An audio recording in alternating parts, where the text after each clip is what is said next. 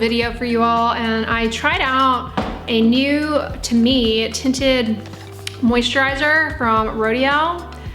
I put this on underneath the Epion's tinted mineral sunscreen. So the video hopefully is already up. If it's not, stay tuned for it. But anyways, I got this on Skin Store. They're currently having a good sale. And I have a discount code, by the way, if you want to save even more. Anyways, this I really like, actually, and I put it on underneath the mineral sunscreen. I got a new mascara that I'm wearing. It's by Lancome. It is their Idole lash. It's good, but it's not like blow you out of the water good. The applicator kind of has that little Nike swoosh effect to it. Speaking of Lancome, some perfumes will instantly make me feel nauseated, give me a headache, and it's almost like they're inescapable. They linger, they have a fragrance, and that perfume is one of them. And I don't know if it's that the perfume has turned or what, but I recently had the opportunity to smell that, and I was like, oh no, that is one of those perfumes. I would imagine that perfume fragrances don't hold up incredibly well here because of the humidity. And I saw a fragrance reviewer once on YouTube comment that if you live somewhere that's hot and humid, that you should avoid like heavy scents. And that makes perfect sense. He said that he said that like the fragrance compounds in the heat and humidity, they collide too much and bump into one another, and it just doesn't give a pleasant aroma like it would in a cooler climate. That makes perfect sense to me. I think there are some fragrances that just should not be used in hot, humid weather. It's almost like a metallic-ness too, a musky metallic. All right, I'm gonna make myself a little snack. This is my vegan cashew cheese that I've been making out of that cookbook, and then my slow cooker applesauce just came out. It's warm. So I've been making, this is a tortilla, I've been making little apple and cheese wraps. Highly recommend this recipe out of that slow cooker cookbook. Here, let me show you. The Vegan Slow Cooker. This book is amazing. I was just looking at these mojito pinto beans. They sound really good. You need half a cup of dark rum though. Otherwise, I think I have most of the ingredients, but it sounds really good. It's got dark rum and mint. I never would have thought of that combo. I mean, I know about mojitos, but I didn't know, it never would have dawned on me to make mojito beans. But anyways, this sets up and it's like a firm cheese, but if you want, you can melt it and it's stretchy. It's just cashews and tapioca starch. So yeah, I just take a little bit of the warm applesauce.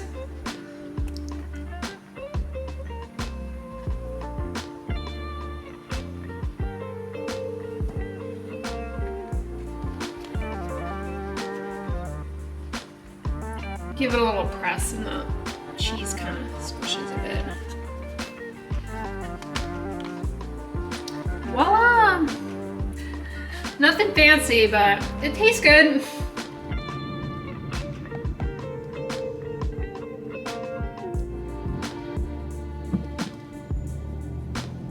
What people don't realize is that Botox, filler, all those cosmetic procedures, they really cannot undo poor lifestyle choices. And so when people make the comment that, oh, well, so-and-so just looks that good because they just have all this Botox and filler, it's like, well, no, actually, yeah, it can give you a more youthful appearance, but if the skin is not healthy, Botox is not going to do anything. People who look good because of their genetics, how they take care of themselves, and how they present themselves. Pretty is as pretty does. Being a you know what, insert your favorite expletive here, it just doesn't make you attractive. Appearance matters to the extent that if you're poorly groomed, you're not taking care of your appearance, then it kind of speaks to your attitude. Oh, you guys are droopy here. It speaks to a poor attitude if you don't take care of yourself. You know, presentation does matter. But ultimately, I really think that people place far too much importance on appearance based goals in life. And there's very little celebration of intelligence and critical thinking. It seems like, especially on social media, there's not like a chess club influencer. I mean, I'm sure there is one, but that's just not the mainstream social media. Like mathletes or something. They should. If I were going to invent a social media platform, that's what I would invent. I would invent this like skill-based thing, and influencers on the platform, there would be competitions between the influencers, like Jeopardy almost, because people enjoyed Jeopardy. Is that still on? I know, rest in peace, Alex Trebek passed. But something like that, but with different skill sets. It could be music, where you would play different pieces like piano or violin. And it would all be competitions based on skills, not appearance-based metrics. Wouldn't that be cool? Like, you could have two influencers in the debate niche debate one another. You could have influencers in the like math niche, like solve complex math. And I think that would be cool because it would give kids something to aspire to besides having a bigger butt or glass skin.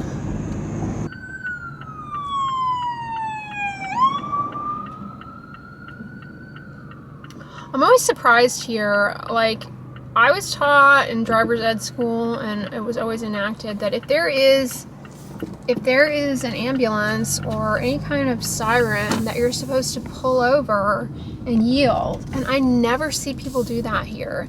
And yeah, sometimes it's just too congested to do that, I realize that. But like nobody just now that was going with the flow of that ambulance pulled over, and there was ample room to pull over and stop. They were just going along, cutting the ambulance off. See, the way the media portrays emergency medicine is not reality at all. I found that in emergency medicine, it's all based on the location that you're at, what kind of stuff you're going to see, and how exciting it's going to get. Probably the most exciting ER I ever worked in, I mean, it definitely was exciting, was Denver Health's trauma center. They're like a level 1 trauma center. And that was like almost like what you see in the movies. Like your heart racing all the time, lots of crazy stuff. But then other ERs I've worked at have just been like, so I've had this rash for 6 years, and sitting at home, decided to come to the ER today. Unfortunately, you know, a lot of people, they don't have a primary care doctor. That is a real problem that we have, is that a lot of people do not have primary care. Like, they don't establish it and maintain it. And so when something happens, they like kind of let it slide, and then it gets to a point where it's too bad. And they go to urgent care, or, you know, in some cases the emergency room, which is not the best place to get care for those kinds of things. Then one ER I worked in that I did not enjoy the experience was a pediatric ER, because there, see, the thing I don't like about pediatrics is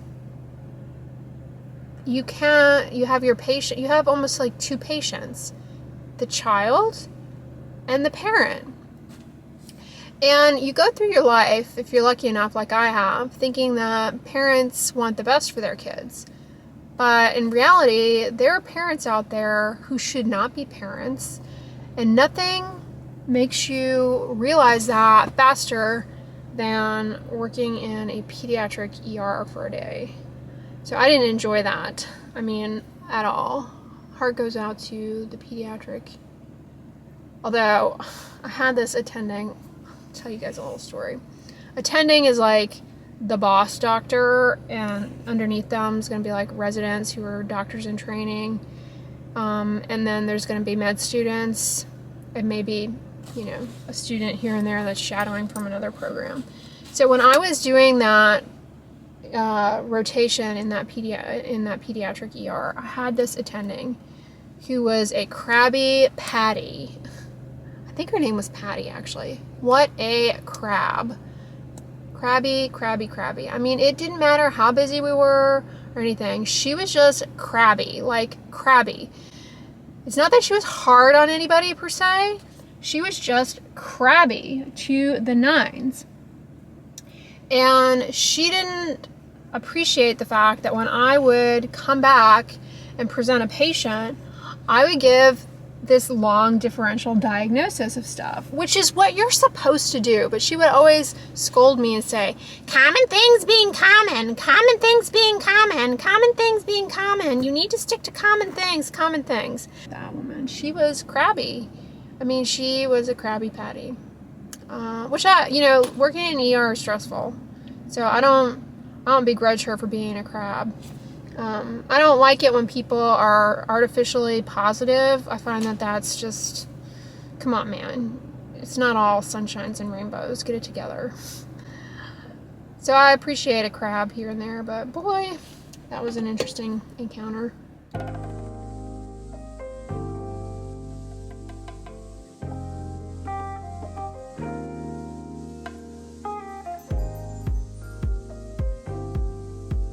Oh, wow, I feel like this is a good deal for this Stife Bear. They're like really expensive collectibles. Speak no evil, hear no evil, see no evil. In 2021, we refer to that as toxic positivity. Is that a bundle of asparagus? Asparagus server dish. What the heck? I'm confused. How does this serve asparagus? You just drape it over it? Seems odd.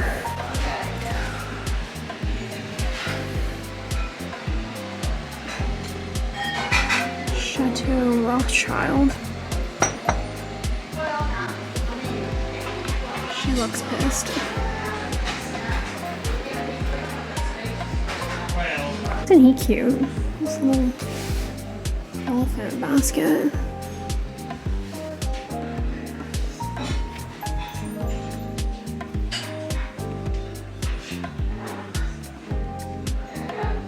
Isn't she cute? She kind of looks like a Madam Alexander. Look, if you buy it after, if you come here after October 9th, it's only $3.60. It's a good deal, but I imagine she won't last that long. Pretty good condition.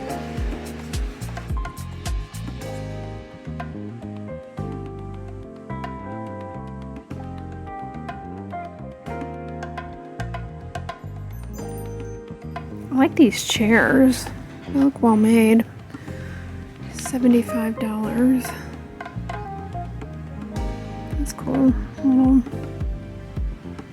music stand. These are kind of neat chairs. It is hot. Moisturizer update. I just finished the Aveeno Restorative Skin Therapy Oat Gel Moisturizer.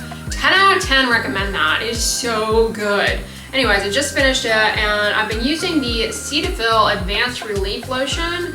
This one's also pretty good. It's got shea butter in it and it has macadamia seed oil. The mood for macadamia nuts, actually. They're really good. Tangent, but I bet macadamia nuts would be really good in that vegan cheese recipe that I've been making from that cookbook. Instead of using cashews, to use macadamia. I should try that. What else does this have in it? It's got glycerin, a wonderful humectant for helping hold hydration in the top layer of the skin, like especially the stratum corneum. When I'm talking about the top layer of the skin, I'm talking about the epidermis, but I'm specifically talking about the stratum corneum, which is really the barrier. And hydration status of that is really important, not only for keeping the skin looking good, but it helps in terms of skin cell differentiation and turnover. When there's not good moisture content there, the skin cells, they can't shed well. And that's why you end up getting like dry patches, uneven texture, and to a certain extent with age, your ability to have good moisture content in that top layer of the skin, it dwindles a little bit and your skin cell turnover rate slows down. That's why you have textural irregularities as part of mature skin. Using moisturizers consistently is key for helping with that hydration status. Also, hydroxy acids, alpha hydroxy acids, polyhydroxy acids, they can help in encouraging skin cell turnover of that dry built up stuff, or urea, another good ingredient for that. Anyways, I wanted to update you guys on that, body moisturizer, what have you. Speaking of urea, I am still using my roughness relief cream. I only use this on my feet. It's definitely great for the entire body, but I've mostly been using it on my feet. It is very thick. It takes a while for it to kind of absorb, and I don't have time for that. So I've just been using this to my body, and it absorbs very quickly and dries really fast. So that's a little moisturizer update. Speaking of urea and moisturizers though, for those of you, at least in the UK, Altruist came out with, I mentioned this recently, Altruist came out with a moisturizer for the face that has shea butter and urea in it. It's very good, highly recommend it if you're in the market for a moisturizer. It's free of fragrance, and this brand gives a portion of their proceeds to a phenomenal charity under the same sun, which provides services and support for people living with albinism in certain countries throughout Africa who really need a lot of help and support with their disease management. Very, very good. Everything this brand has made has been top notch. Is this their first non-sunscreen product? No, I feel like there was another one, but they mostly have really good sunscreens, but this product is new from them. It's a facial moisturizer. I highly recommend it. It's lightweight in consistency. It's not heavy or greasy. You may find, especially if you have very sensitive skin, that the urea stings a little bit. Anyways, guys, I'm gonna wrap up this vlog here. I hope you all enjoyed it, and if you liked it, please give it a thumbs up, share it with your friends, and as always, don't forget, sunscreen and subscribe. I'll talk to you guys tomorrow. Bye.